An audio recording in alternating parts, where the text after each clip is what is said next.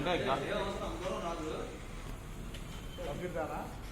మన ఇంట్లో జరిగితే మనం వెంటనే టెన్షన్ పడకుండా భయపడకుండా వెంటనే మనం ఆర్థిక విధానంగా చేసుకోవాలి.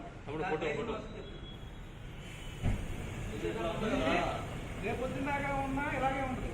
గ్యాస్ అంతా అయిపోయారు, చుట్టుపక్కనే ఉన్న అడ్డుకుని మొత్తం కాలిపోయి ఇది హీట్ ఎక్కితే తప్ప కాదు. ఇప్పుడు మీ ఇళ్ళ ఆడవాళ్ళు కూడా చెప్పండి, ఎప్పుడన్నా ఇలా పైన అయితే కంగారు పడద్దని చెప్పండి. దీన్ని 3 రకాలుగా ఆడుకోవచ్చు. ఒకటి చేతితో ఆడుకోవచ్చు, ముందు ఏముండదు. దీనికి గ్యాప్ ఉంది చూసారా, ఏలు జస్ట్ ఇలా తీసుకెళ్ళి మంటకి సిలిండర్కి 2 రంగుల గ్యాప్ ఉండదు మధ్యలో.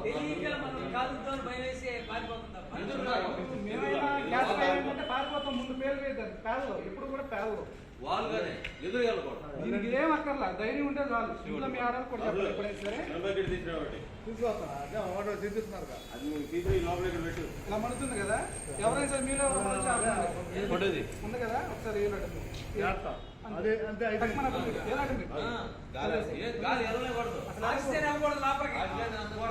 పూర్తిగా బ్లాక్ చేసేది. నీకు నువ్వు ఇట్లా వచ్చే కాలిపోతాయి. నీ లెక్క ఇట్లా వెళితే ఎట్లా అంటే కంప్లీట్ గా అంటేనే మళ్ళీ నువ్వేమో కొద్దిగా గాలి వచ్చావు, మన దాని నుంచి వచ్చి కాలిపోతే చేయగలదు. పూర్తిగా క్లోజ్ చేయాలి. గాలి అందకూడదు, ఆక్సిజన్ అందకూడదు. వాడు అక్కడ ఏం చేసాం, మనం ఆక్సిజన్ అందకూడదు చేసాం, అందుకని ఆగిపోయింది. చూపిస్తాం. ప్లస్ వంట చేసేటప్పుడు ఇంట్లో ఆడవాళ్ళు మా వాళ్ళు ఇప్పుడు మూగుడు పెట్టి దాని నిండా నూనె పోసి గారెలో పూర్ణాలు వేస్తూ ఉంటారు కదా. ఒక్కోసారి అవి అంటుకుంటాయి శనగ నూనెకి. అవి అంటుకున్నప్పుడు వీళ్ళు ఏం చేస్తారు, కంగారుగా పారిపోతారు. ఎప్పుడైనా సరే గ్యాస్ పొయ్యికి దగ్గరలో ప్లాస్టిక్ డబ్బాలు నూనె వస్తువులు పెట్టుకోకూడదు.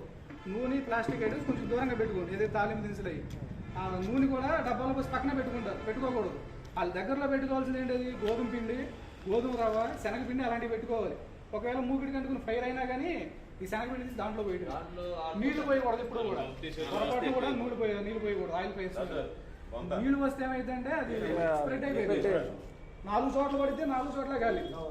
ఎప్పుడు కూడా దానికి శనగపిండి, బియ్య పిండి అలాంటి దగ్గరలో పెట్టుకుంటే ఫైర్ అయినా 2 గుమ్ములు తీసి అట్టబట్టి దెబ్బ కాగిపోదు. ఎందుకంటే ఆడవాళ్ళు ఇప్పుడు మాకు ఏం చేయాలో పెట్టరు కదా.